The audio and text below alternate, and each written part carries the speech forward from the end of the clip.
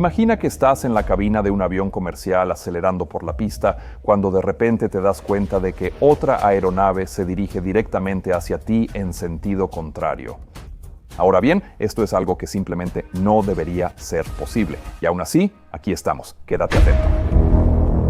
El 22 de enero de 2022 fue un buen día en Hayden, Colorado, con apenas unos pequeños filamentos de nubes a 500 pies, que además se estaban disipando. A medida que avanzaba el día, los vientos también se mantenían más o menos calmados, y debido a eso, todo apuntaba a que sería un buen día para el vuelo recreativo en el área alrededor del aeropuerto de Hayden-Yampa Valley.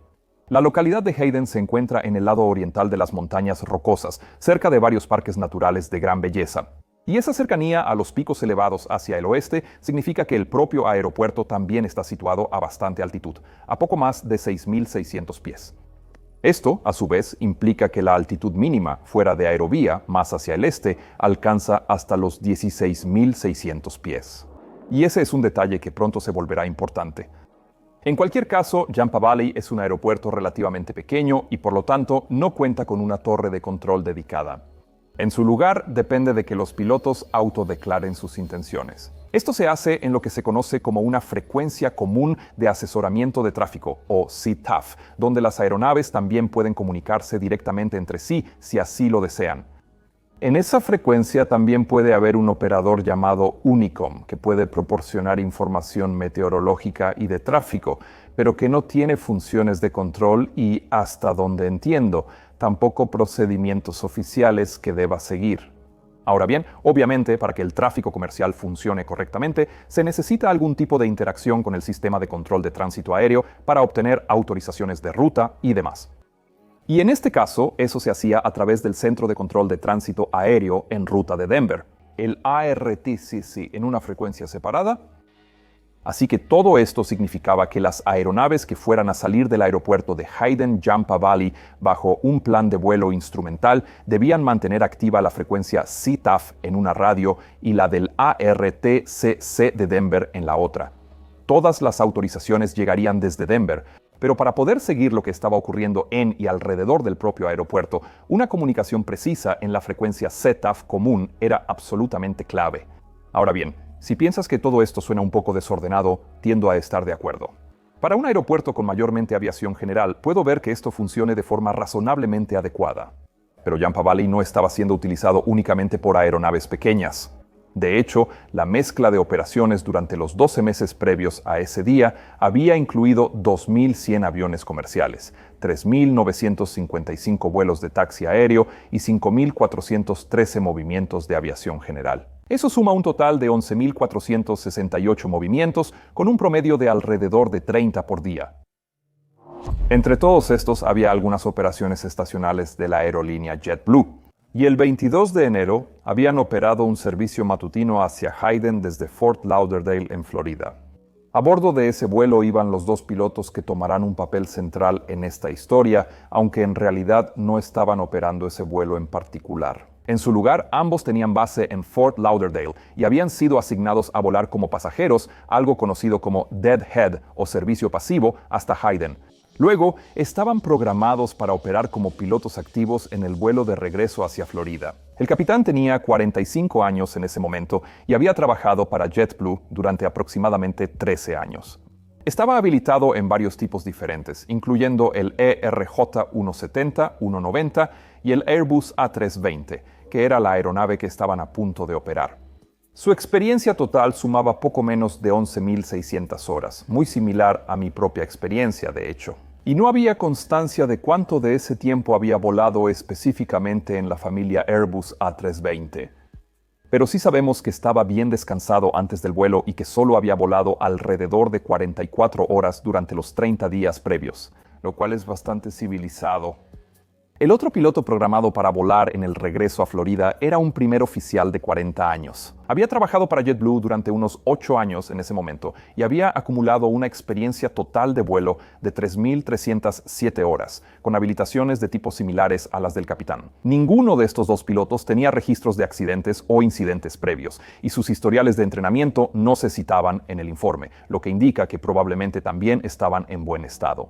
Es muy probable que estos dos pilotos aprovecharan parte del tiempo durante su vuelo hacia Hayden para prepararse para el próximo vuelo de salida, y dado que el aeropuerto era un poco complejo, JetBlue había creado un briefing especial para ese aeropuerto. Los briefings de aeropuerto normalmente se emiten para aeropuertos con requisitos operativos inusuales o amenazas de las que el piloto debe estar al tanto. Y en el caso de Hayden-Yampa Valley, esto se debía a la altitud mínima fuera de aerovía muy elevada, las moras, el terreno elevado, la alta altitud de densidad y también, y esto es muy importante aquí, el uso frecuente de pistas opuestas, así como una alta densidad de tráfico y la ausencia de una torre de control. El briefing también incluía instrucciones sobre cómo los pilotos debían realizar los avisos de tráfico y vigilar la frecuencia con cuidado, y que debían contactar a operaciones del aeropuerto en la frecuencia Unicom 10 minutos antes de la salida. También destacaba que la pista 10 se utilizaba principalmente para llegadas con viento de cola de hasta 10 nudos. Así que los pilotos de esta historia probablemente estaban bien conscientes de todos estos factores cuando comenzaron a prepararse para el vuelo de regreso. El plan de vuelo y los NOTAMs de regreso hacia Fort Lauderdale eran sencillos y el clima, como mencioné antes, tampoco fue realmente un factor aquí. Hacía frío y había nevado durante la noche, pero a medida que avanzaba el día, el tiempo fue despejándose cada vez más, dejando solo algunas nubes pasajeras alrededor de los 500 pies. Así que, tras su llegada a Hayden, los dos pilotos entraron pronto a la cabina y comenzaron a prepararla para el vuelo de regreso. Habían decidido que el capitán operaría como piloto al mando en este tramo. Así que mientras él comenzaba a configurar la cabina para la salida, el primer oficial salió y realizó la inspección exterior. La aeronave que iban a operar era un precioso Airbus A320 de 12 años de antigüedad, sin defectos técnicos conocidos registrados en su bitácora. Y mientras los pilotos continuaban con la preparación, la aeronave también fue cargada de combustible de acuerdo con el plan de vuelo, lo que, junto con el peso de los 102 pasajeros y 6 tripulantes, arrojó un peso calculado de despegue de 145.782 libras, lo que estaba 1.800 libras por debajo del peso máximo de despegue para la pista 10. Con ese peso, las velocidades de despegue: V1, la velocidad de decisión; VR, la velocidad de rotación; y V2, la velocidad segura de ascenso con motor inoperativo, quedaron en 142, 142 y 143 nudos, y eso es algo que vale la pena recordar. Ahora bien, al mismo tiempo que la tripulación de JetBlue preparaba su Airbus para la salida, otra aeronave se dirigía hacia el aeropuerto de Hayden-Yampa Valley. Se trataba de un Beechcraft B-300 King Air de 28 años de antigüedad, con matrícula N350 Juliet, pilotado por un hombre y su esposa. Y no sabemos mucho más sobre su edad o experiencia, pero eso realmente no tendrá mayor relevancia para lo que está a punto de suceder. Volaba bajo un plan de vuelo instrumental y a medida que esta historia empieza a tomar forma, acababa de iniciar su descenso y se aproximaba a Hayden desde el este con la intención de realizar una aproximación ILS a la pista 10, la misma pista que la tripulación de JetBlue planeaba utilizar para su salida. Alrededor de las 11:45, hora estándar de la montaña, el embarque del vuelo 1748 de JetBlue ya había finalizado por completo y la tripulación de cabina estaba cerrando las puertas y preparando la salida, con 108 pasajeros y tripulantes a bordo. Los dos pilotos también habían terminado la preparación de cabina y procedieron con la lista de verificación previa al arranque de motores tan pronto como se cerraron las puertas. A las 11:48, el primer oficial llamó a la frecuencia común CTAF y anunció que el vuelo 1748 de JetBlue estaba a punto de iniciar el retroceso. Y también que en breve tenían la intención de comenzar el rodaje hacia la pista 10 para la salida. No hubo respuesta a este llamado. Pero apenas 5 segundos después, el King Air llamó por la misma frecuencia y dijo: Hayden-Yampa Valley, King Air 350. Juliet, estamos a unos 9 minutos para la pista 10, entrando desde el este, descendiendo desde 17.000. 350 Juliet. A este llamado respondió el operador Unicom y explicó que había múltiples aeronaves en aproximación, que los vientos estaban calmados y que el ajuste del altímetro era 30.36. Y el King Air repitió esta información. En la cabina del Airbus de JetBlue, Los dos pilotos comentaron ese último llamado, especialmente el hecho de que hubiera múltiples aeronaves en aproximación a la pista 10. Luego, el primer oficial llamó al centro de Denver y les informó que todavía se encontraban en tierra en Hayden, que estaban a punto de arrancar motores y que estarían listos para la salida en unos 6 a 7 minutos. El centro de Denver respondió y preguntó si tenían la intención de utilizar la pista 10, y cuando el primer oficial confirmó que así era, el controlador les indicó que volvieran a llamar cuando estuvieran en el punto de espera de la pista, como número 1 para la salida y listos para despegar, momento en el cual recibirían su autorización en ruta. El primer oficial acusó recibo y 30 segundos después, la aeronave inició el retroceso y puso en marcha su primer motor. Mientras eso ocurría, el King Air también llamó al centro de Denver, pero inicialmente no obtuvo respuesta. Y al mismo tiempo, los pilotos del Airbus acababan de comenzar el arranque del segundo motor. Cuando el King Air llamó al centro de Denver por segunda vez, finalmente obtuvo respuesta y el piloto del King Air preguntó si sería posible cancelar su plan de vuelo instrumental y proceder de manera visual hacia la pista 28, ya que ahora podía ver claramente esa pista. El controlador de Denver respondió que dependía del piloto si deseaba cancelar su plan de vuelo instrumental. Así que el piloto del King Air confirmó que lo haría y luego procedió bajo reglas de vuelo visual hacia la pista 28. El controlador acusó recibo de esto y le indicó que quedaba libre para cambiar de frecuencia. Ahora, estoy siendo muy detallado con este intercambio porque constituye un elemento absolutamente crucial en esta historia, al que llegaré muy pronto. Pero lo que necesito que entiendas aquí es que siempre que cubro incidentes como este, quiero asegurarme de comprenderlos realmente desde todos los ángulos disponibles. Y a menudo, utilizar al patrocinador de hoy, Ground News, es una parte de cómo hago eso. Ground News es mi aplicación de referencia para comparar la cobertura de noticias entre diferentes fuentes. Y como patrocinador de largo plazo, forman una parte fundamental para hacer posibles estos videos. Y puedes seguirlo usando este código QR o entrando a ground.news/MP. De hecho, déjame mostrarte a qué me refiero. Cuando busqué este incidente de JetBlue, encontré distintos artículos de fuentes de todo el mundo, y lo fascinante es lo diferente que fue la manera en que encuadraron ese mismo evento. Por ejemplo, el medio Business Insider, de tendencia más hacia la izquierda, enfatizó cómo la rápida toma de decisiones de los pilotos de JetBlue fue crucial, presentándolos como héroes, mientras que Post Millennial, de tendencia más hacia la derecha, se centró en cuántos incidentes cercanos había habido durante ese mes.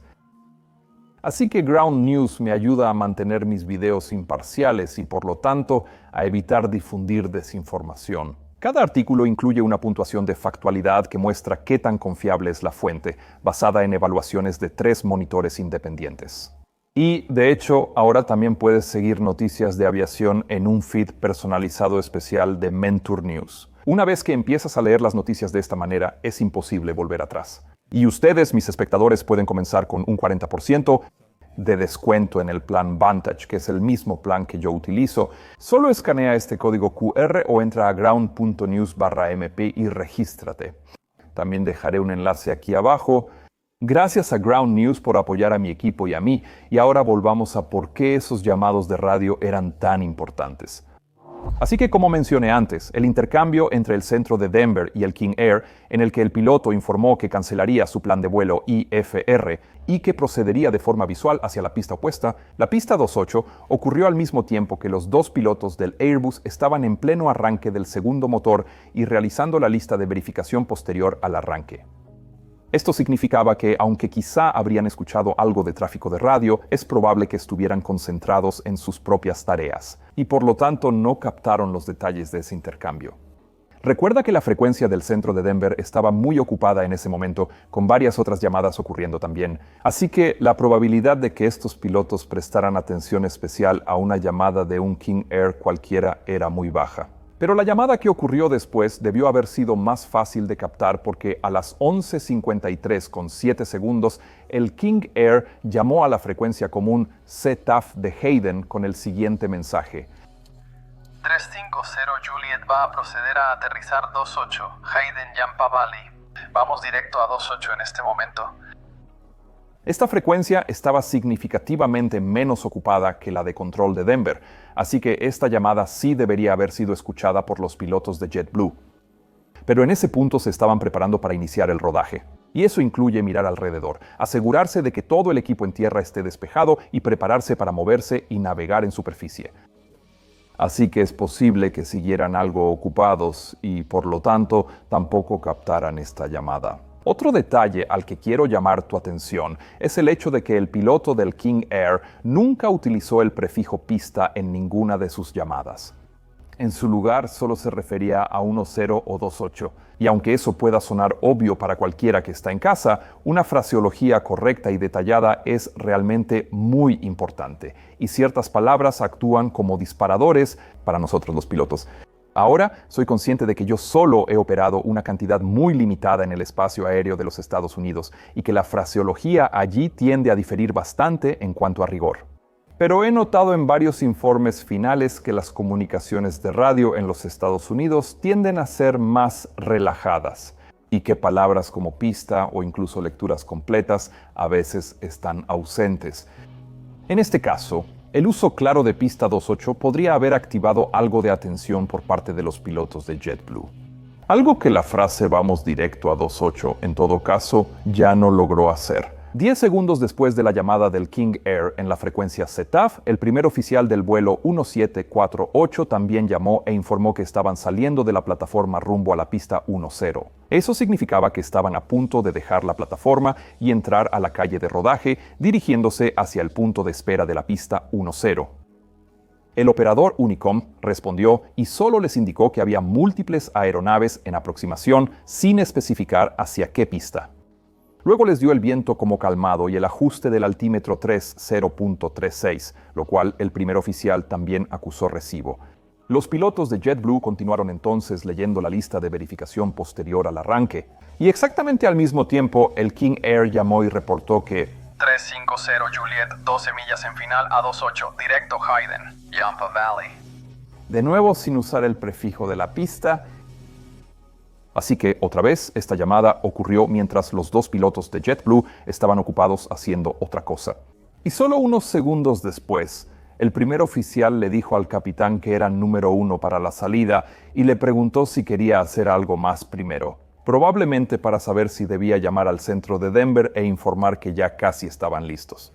Pero el capitán respondió que probablemente debían esperar a que esas aeronaves en aproximación aterrizaran primero. Esto demuestra buena pericia aeronáutica por parte de estos dos pilotos que en ese punto esperaban que todo el tráfico de llegada viniera hacia la pista 10, la misma pista que planeaban usar para el despegue. Así que esperar tendría todo el sentido del mundo. Ahora bien, el sesgo de expectativa es un fenómeno psicológico muy poderoso, en el que la expectativa de una persona sobre lo que está ocurriendo o lo que va a ocurrir influye fuertemente en lo que oye y en cómo interpreta cualquier información. En este caso, ambos pilotos de JetBlue habían formado desde muy temprano una imagen mental del flujo de tráfico hacia el aeropuerto, que incluía múltiples llegadas a la pista 10. Y como no había un controlador en el aeropuerto, se les pasaron las llamadas del King Air, que indicaban que él había elegido la pista opuesta para aterrizar. Ojalá eso explique lo que ocurrió después, porque sin esta explicación psicológica casi no tiene sentido en absoluto. Porque ahora las dos aeronaves empezaron a hablar directamente entre sí, con el piloto del King Air preguntando por la frecuencia,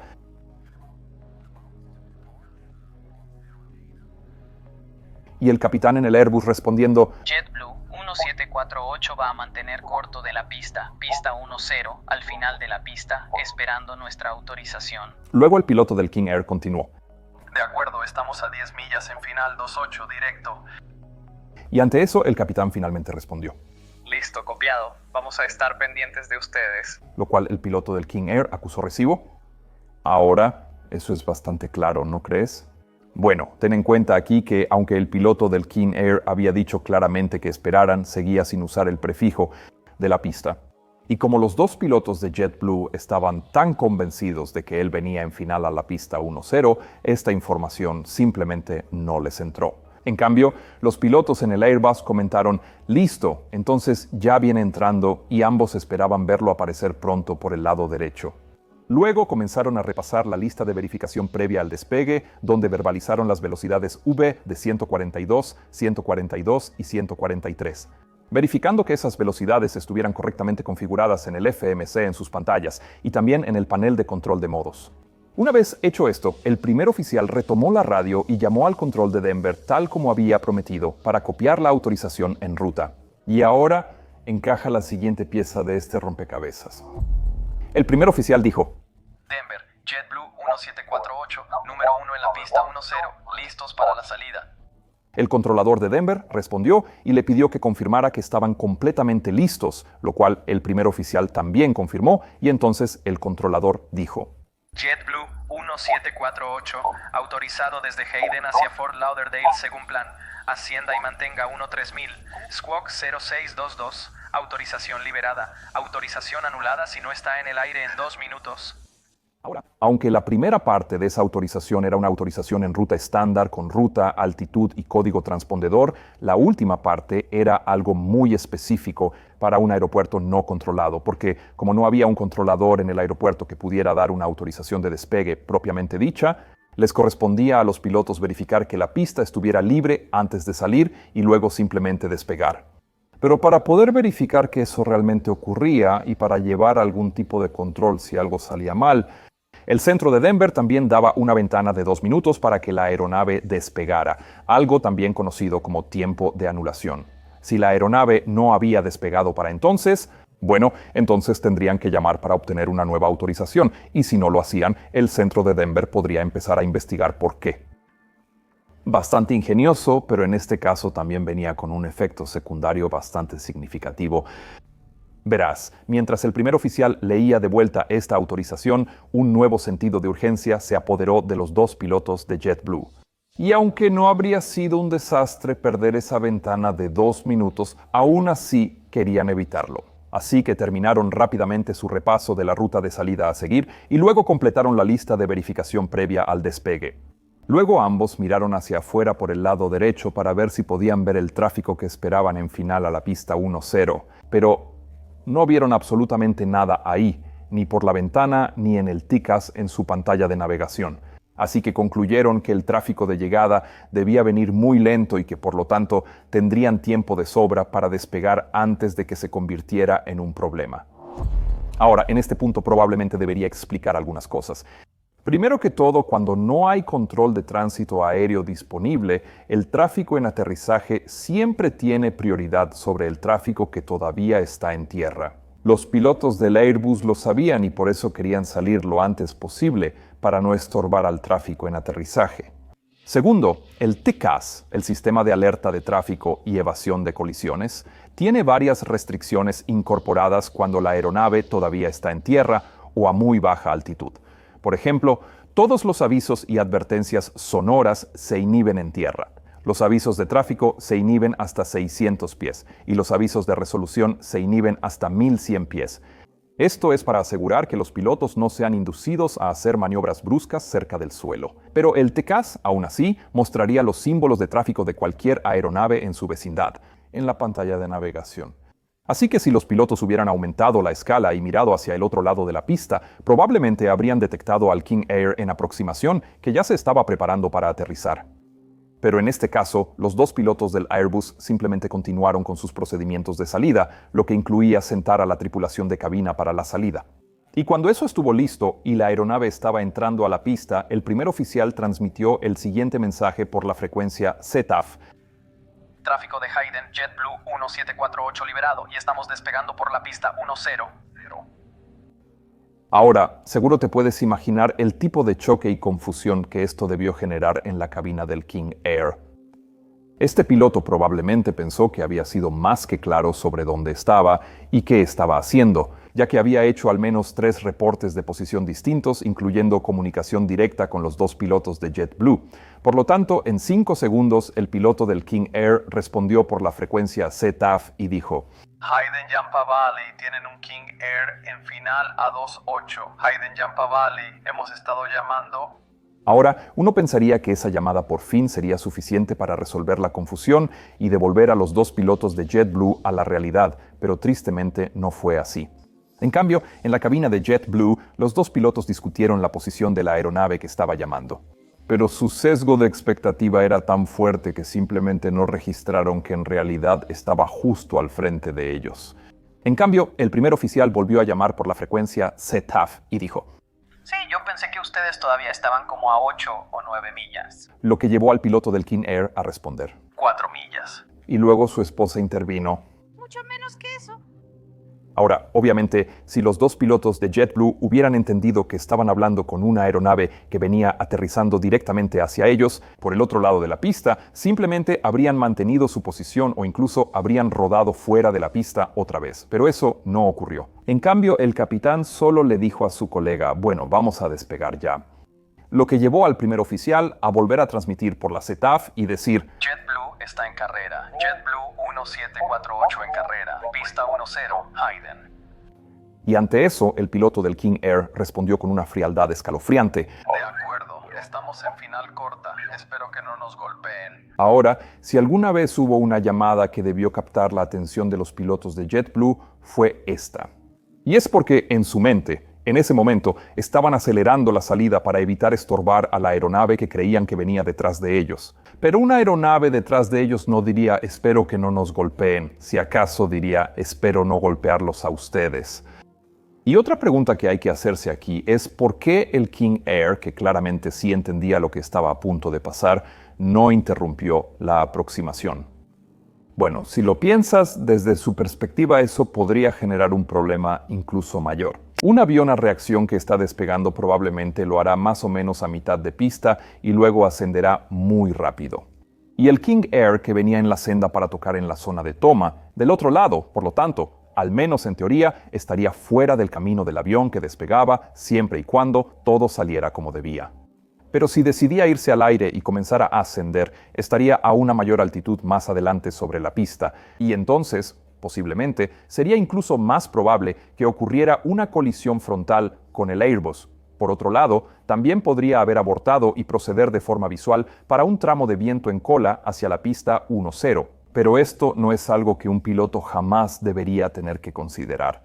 Y ni siquiera me imagino lo que debió estar pasando por su mente cuando escuchó que JetBlue ahora estaba despegando directo hacia él. En el Airbus, todo al principio transcurrió con normalidad, con el capitán acelerando los motores y luego empujando la palanca de empuje hacia adelante hasta el tope de TOGA. Y es probable que estuvieran usando empuje máximo aquí por la alta altitud de presión del aeropuerto. Así que los dos motores a reacción rugieron al cobrar vida y con empuje máximo comenzaron a acelerar lentamente la aeronave por la pista. El primer oficial pronto cantó velocidad viva cuando la cinta de velocidad empezó a moverse en su pantalla primaria de vuelo. Y luego, apenas 7 segundos después, dijo: ¿está en 2.8? A lo que el capitán respondió: ¿sí? ¿Qué carajos? Seguido por el primer oficial haciendo el llamado estándar de 80 nudos, potencia establecida. Lo que había ocurrido aquí era que el primer oficial había hecho un escaneo estándar de sus instrumentos y por lo tanto había notado un blanco en el TCAS, justo al frente, en su dirección de despegue. Esto ocurrió antes de que se cantaran los 80 nudos. Así que lo correcto para el capitán habría sido ejecutar un rechazo de despegue a baja velocidad y luego simplemente salirse rodando, pero eso no ocurrió. En cambio, ambos pilotos empezaron a mirar por las ventanas para intentar identificar visualmente la aeronave. Pero como estaban intentando ver una aeronave mayormente blanca contra un fondo de montañas nevadas blancas y una capa delgada de nubes, no pudieron ver nada. Mientras tanto, el Airbus seguía acelerando con cada segundo que pasaba, haciendo que la decisión de rechazar fuera cada vez más difícil. Los pilotos de JetBlue siguieron discutiendo si alguno lograba ver el tráfico, pero ninguno pudo. Y mientras esa discusión ocurría, el piloto del King Air volvió a entrar en frecuencia y preguntó: ¿ustedes pueden hacer un viraje rápido por si nosotros...? Y otra transmisión lo pisó, probablemente del primer oficial de JetBlue, que estaba respondiendo: sí, señor. Sí, señor. Ahora no lo sabemos con certeza, pero quizá esa última transmisión le dio al capitán de JetBlue lo que necesitaba para tomar una decisión sobre qué curso de acción tomar. Como mencioné antes, un rechazo de despegue habría sido lo más sensato y podría haberse realizado hasta V1, ya que claramente esta era una situación en la que la aeronave no era segura para volar. Pero enfrentado a una situación que probablemente nunca había visto y con el susto y el estrés asociados a eso, Es posible que el capitán se viera temporalmente sobrepasado y que, por lo tanto, la mención de un viraje temprano se le quedara metida en la cabeza. En cualquier caso, cuando ocurrió esa transmisión, él solo respondió, ¡ay, Jesucristo!, y luego comenzó a tirar hacia atrás de su side stick. Esto ocurrió justo cuando la aeronave pasaba por 118 nudos, es decir, 24 nudos completos, antes de alcanzar su velocidad de rotación calculada, y por eso el primer oficial empezó a gritar, «¡Estás lento! ¡Velocidad! ¡Velocidad! ¡Velocidad! ¡Velocidad!». Pero en ese punto, el morro ya había comenzado a rotar y ahora estaba yéndose a un ángulo cada vez más alto. La forma en que se calcula la velocidad de rotación es usando datos de performance de la aeronave combinados con peso, temperatura, presión y algunos otros factores para determinar cuándo la aeronave podrá despegar de forma segura y luego continuar volando con los márgenes requeridos. Si la aeronave rota antes de esa velocidad, no habrá suficiente flujo de aire sobre las alas como para sostenerla eficazmente en el aire.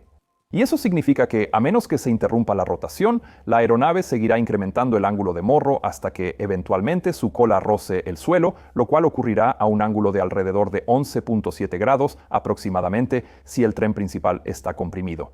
Y eso fue exactamente lo que ocurrió. Cuando la aeronave pasó entre las calles de rodaje Alfa 5 y Alfa 4, es decir, bastante antes del punto medio de la pista, una cámara de seguridad en la plataforma registró la lucha de la aeronave por despegar y el posterior impacto de cola. En la cabina, los pilotos sintieron un golpe fuerte cuando la cola tocó el suelo, y fue mucho más marcado y violento de lo que pensaban que se sentiría un tail strike. Luego la aeronave se fue elevando lentamente y el capitán bajó el morro para permitir que la velocidad empezara a aumentar. El primer oficial cantó razón de ascenso positiva y luego retraía el tren mientras el capitán decía, ¿qué carajos fue eso? Y ante eso su colega simplemente respondió, Creo que pudo haber sido la cola. pero ahora tenían otras cosas en las que pensar porque el King Air estaba a solo 2.3 millas náuticas frente a ellos acercándose rápido. Y como expliqué antes, el TCAS no les daría avisos de resolución tan cerca del suelo, así que el capitán empezó a virar rápidamente a la derecha para evitar el tráfico que venía de frente, mientras el piloto del King Air hacía una transmisión ininteligible por la frecuencia. El primer oficial de JetBlue respondió diciendo, JetBlue está haciendo el viraje. a lo que el piloto del King Air respondió, Sí, muchas gracias. Él ya venía en final muy corta y como pudo ver que el Airbus viraba y se apartaba frente a él, decidió simplemente continuar y aterrizar. Después de aterrizar sin problemas, el piloto del King Air rodó hacia la plataforma y luego llamó al control de Denver para preguntar cuál era la mejor manera de reportar este incidente. Debió haber quedado bastante alterado por todo el episodio, pero esta historia todavía está muy lejos de terminar. En la cabina de JetBlue, los pilotos continuaron con sus procedimientos normales, retrayendo los flaps y completando al mismo tiempo las listas de verificación posteriores al despegue. Obviamente estaban comentando lo que acababan de vivir y ambos coincidieron en que estaban seguros de que la otra aeronave había estado en final a la pista 1-0. El primer oficial también señaló que el capitán había rotado demasiado pronto y el capitán estuvo de acuerdo. Y dijo que anotaría el tail strike en la bitácora de la aeronave una vez hubieran aterrizado de regreso en Fort Lauderdale. Mientras esta conversación ocurría, el control de Denver los llamó una primera vez sin obtener respuesta. Pero cuando lo intentó de nuevo, preguntando por su altitud, el primer oficial respondió, JetBlue 1748, estamos en 10.100, ascendiendo a 13.000 saliendo de Hayden. sin mencionar nada de lo que acababa de suceder. El controlador respondió que tenía contacto radar con ellos y que debían mantener 13.000 pies debido a tráfico, un Hawker manteniendo 14.000 pies justo al frente de ellos. Esto les dio a los pilotos algo más de tiempo para seguir hablando sobre lo que acababan de pasar. Y eso incluyó nuevamente destacar los seguros que habían estado de que el King Air venía por la pista 1-0, pero también cómo sentían que el operador Unicom debió haberles dicho que el tráfico en realidad venía por la pista 2-8. Obviamente eso habría sido ideal, pero el operador Unicom no tenía esa obligación y, aunque podría haberlo hecho, el hecho de que estos dos pilotos claramente estaban hablando entre sí y de que el King Air había señalado repetidamente que venía por 2.8 probablemente habría sido visto como más que suficiente por parte de ese operador. Luego también discutieron cómo pensaban que el King Air estaba bajo un plan de vuelo IFR y que por lo tanto el controlador de Denver debería haberlo llevado a la pista 1-0. pero esos puntos ya eran irrelevantes. Este tipo de conversaciones son muy típicas después de un evento traumático, cuando las partes involucradas intentan encontrar una forma de explicar y racionalizar sus propias acciones. Eso es bastante humano. Pero lo que esa conversación no estaba viendo era que ahora tenían otro problema muy real. Verás, no hay forma de que un piloto en la cabina pueda evaluar qué tan grave quedó el daño en su aeronave después de un tail strike como este. Sí, el daño podría causar problemas de presurización, lo que podría generar alertas, pero incluso si ese no fuera el caso, todavía podría haber un daño estructural considerable que no genere ninguna alerta en absoluto. Ahora viene la lección de hoy desde la cabina. Siempre que nos enfrentamos a una situación con muchos posibles resultados y tenemos algo de tiempo disponible para evaluarla, los pilotos somos entrenados para usar modelos específicos de toma de decisiones para manejarla. Esto es algo de lo que hablo a menudo en mis cursos de liderazgo. Y estos modelos tienen distintos nombres en diferentes aerolíneas, como FORDEC, por ejemplo, pero básicamente todos dicen lo mismo. Yo uso un modelo llamado POC, y la manera en que se supone que se utiliza es repasando con calma los siguientes puntos. La P, por ejemplo, es de problema. ¿Cuál es el problema al que nos estamos enfrentando? El error que la mayoría comete en este punto es que identifican mal el problema como algo que ya ocurrió, en lugar de enfocarse en lo que tienen por delante. Un gran ejemplo es cuando los pilotos podrían pensar que el tail strike es el problema, cuando el problema real son los efectos que ese tail strike podría generar hacia adelante. Si este modelo se hubiera usado correctamente aquí, el problema habría sido un posible daño estructural en la aeronave, que podría derivar en problemas estructurales adicionales, problemas de presurización y cualquier cantidad de fallas posteriores. Cuando se usa POC, siempre es buena idea que el miembro más senior del equipo haga la pregunta, ¿qué ves tú como el problema? Y luego dejar que el miembro más junior del equipo responda a esa pregunta. Esto es porque es posible que ese miembro más junior identifique cosas en las que el más senior no había pensado. Y sería más probable que expresara esas opiniones si le preguntan primero en lugar de hacerlo después de que ya hayan hablado los miembros más senior. Así que, en este caso, si el capitán le hubiera preguntado a su primer oficial, él podría haber respondido exactamente esto. Tail strike con posibles problemas estructurales. Y eso los habría llevado al siguiente paso del POC, que es la I de información. Este paso incluye recopilar información, lo cual podría hacerse con otros miembros de la tripulación, ATC o fuentes meteorológicas, por ejemplo. Pero, crucialmente, también podría venir de manuales y listas de verificación de emergencia. Y, como resulta, aunque en este caso no hubo alertas del ECAM ni elementos de acción, aún así existía una lista de verificación del QRH de Airbus para tail strike. Esa lista de chequeo decía 1, aterrice lo antes posible. 2, el nivel máximo de vuelo es 100 o la MCA. La razón de ascenso debe apuntarse a 500 pies por minuto, descienda a 1000 pies por minuto y aproxime con una razón normal. 3, notifique al control de tránsito aéreo la razón de ascenso. 4, RAM Air encendido. Y 5, PAC 1 y 2 apagados. Esto es bastante directo y realmente le muestra a la tripulación que es un asunto serio, por eso aterrice lo antes posible. El resto de la lista básicamente le dice a la tripulación que no presurice la aeronave, porque el fuselaje presurizado es básicamente como un globo. Y si ese globo se debilitó por el tail strike, podría reventarse y causar un daño todavía peor. Con la cabina sin presurizar, la razón de ascenso y descenso afectará directamente a los pasajeros. Así que razones más altas se volverán incómodas muy rápido, y por eso la lista se refería a esas razones. En fin, si la recopilación de información se hace correctamente, entonces la siguiente parte de POC se vuelve mucho más fácil. La O es de opciones. En este caso, la lista del QRH decía que necesitaban aterrizar lo antes posible. Así que las opciones aquí habrían sido más bien elegir un aeropuerto de desvío adecuado. La S es de seleccionar, lo que significa seleccionar realmente una de las opciones. La primera E significa ejecutar esa primera opción y la segunda E hace referencia a evaluar. Hacer una evaluación adecuada es súper importante a medida que avanzas, porque pueden surgir nuevos problemas que te obliguen a cambiar los planes. Así que básicamente esa última E te devuelve al inicio de POC otra vez como si fuera la carátula de un reloj. Así es como se supone que deben usarse estos modelos de toma de decisiones. Pero los pilotos de esta cabina de JetBlue no parecían seguir ninguno de esos modelos estructurados. Aunque eventualmente sí hicieron algunos de los pasos. Empezaron completando la lista de verificación posterior al despegue, que habría incluido verificar la presurización de la aeronave. Y cuando vieron que eso funcionaba con normalidad, parecieron asumir que el tail strike no era gran cosa. Eso, a su vez, significó que cuando el controlador de Denver volvió y los autorizó a ascender al nivel de vuelo 230, lo aceptaron sin problema y empezaron a ascender, permitiendo que el sistema de presurización aumentara lentamente la presión diferencial, presurizando el globo. Ahora, como mencioné al inicio de este video, la altitud mínima fuera de ruta, Mora, en este caso era muy alta, 16.600 pies por donde ellos estaban volando.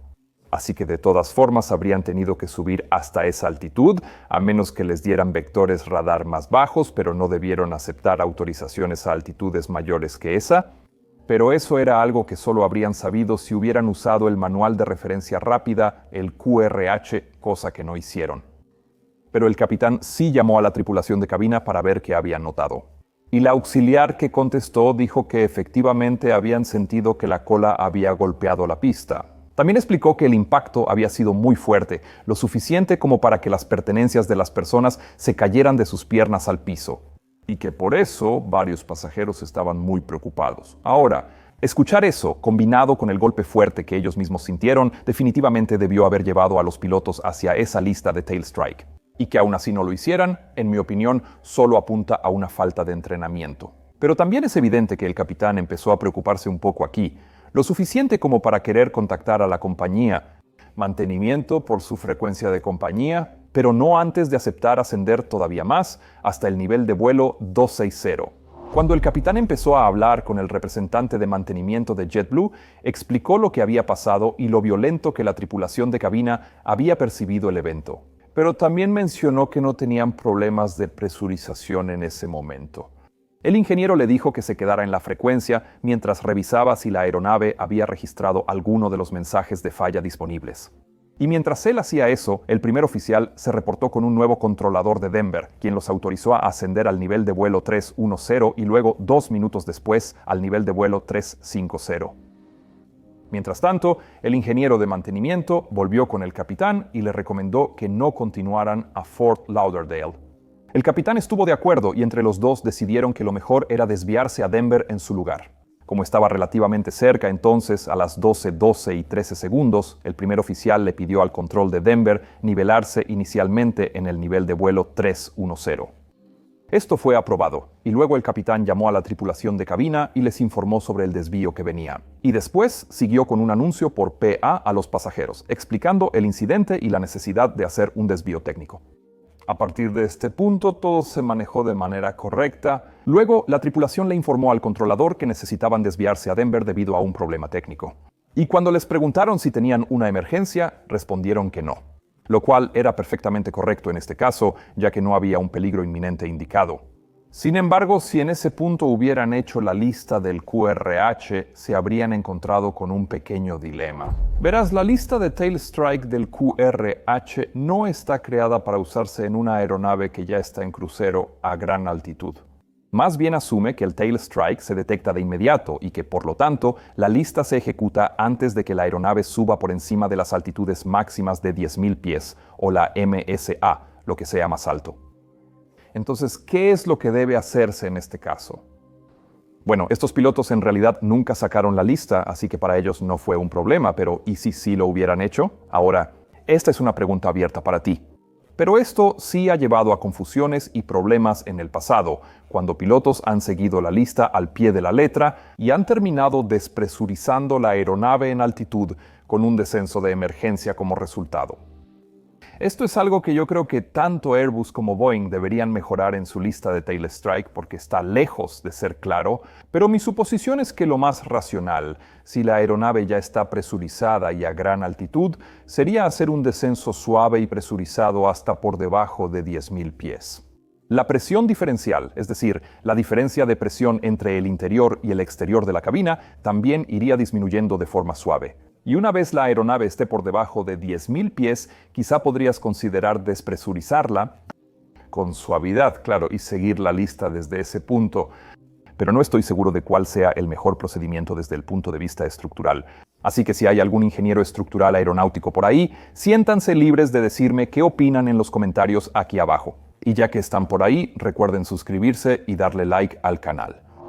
En cualquier caso, el vuelo 1748 pronto empezó a descender hacia Denver. Y ahora también tenían que explicarle al controlador qué tipo de problema de mantenimiento tenían. Durante el descenso, ambos pilotos siguieron discutiendo cómo había sido posible cometer ese error en primer lugar. Y en esa discusión, de hecho sí mencionaron el sesgo de expectativa como el culpable más probable, y también hablaron de que podrían haber rechazado, lo cual creo fue un detalle bastante bonito. Verás, los pilotos sí cometemos errores y lo más importante, después de haber resuelto esos errores, por supuesto, es que intentemos aprender de ellos. Pero para poder hacerlo, primero tenemos que ser capaces de autocriticarnos, porque sin eso no puede haber aprendizaje. Y eso es algo que quiero que tú allá afuera te lleves de todo esto. Si pasó algo que no querías que pasara, pregúntate, honestamente, si podrías haber actuado diferente y no intentes simplemente desviar la culpa. Eso probablemente te va a llevar a la experiencia de aprendizaje más efectiva. Y eso es lo que espero, al menos. A la tripulación del vuelo 1748 de JetBlue finalmente le dijeron que esperaran una aproximación visual a Denver, para la cual hicieron el briefing. Y a las 12:42 y 14 segundos, unas 45 minutos después de que hubiera ocurrido el tail strike, la aeronave tocó pista con seguridad en la pista 35 derecha y luego rodó hacia la plataforma. Los pasajeros desembarcaron y con el tiempo les dieron un vuelo alterno hacia Florida, pero la aeronave quedó en tierra con un daño sustancial en la sección de cola, como puedes ver aquí. La Junta Nacional de Seguridad en el Transporte concluyó que un factor que contribuyó a la causa de este incidente grave fue la expectativa del piloto de JetBlue de que el King Air se estaba aproximando a la pista 10, cuando en realidad claramente no era así. La fraseología no estándar del piloto del King Air, específicamente el hecho de que no dijo runway en ninguna de sus transmisiones, fue vista como una de las razones por las cuales los pilotos no salieron de su modelo mental equivocado. Y la rotación temprana del capitán, al sorprenderse con el tráfico que venía de frente, llevó directamente al tail strike. Desde este incidente, JetBlue ha estado trabajando con sus instructores para dar mejor guía sobre cómo operar con seguridad desde aeropuertos sin torre, cómo manejar fallas no anunciadas como los tail strikes y, en general, los procedimientos del QRH. Ahora no tengo información sobre qué pasó con los dos pilotos, pero espero que simplemente hayan recibido entrenamiento adicional y luego se les haya permitido volver a volar en línea, porque así es como debería funcionar una cultura justa. La gente no debería ser castigada por errores honestos, especialmente después de haberlos reportado con precisión. Ahora, si quieres ver mi próximo video antes que nadie, ojalá incluso hoy, entonces por favor usa la cámara de tu teléfono y escanea este código QR. O entra a patreon.com/join/mentorpilot. Estoy planeando hacer otro hangout en Patreon muy pronto y me encantaría escuchar qué pensaste de este video en esa llamada. También recuerda aprovechar al máximo tu oferta especial de mi patrocinador. De verdad ayuda al canal y recuerda que solo acepto patrocinadores de los que estoy seguro de que te van a dar buen valor. Mi nombre es Peter Hornfeld y estás viendo Mentor Pilot. Que tengas un día absolutamente fantástico y nos vemos la próxima. Chao, chao.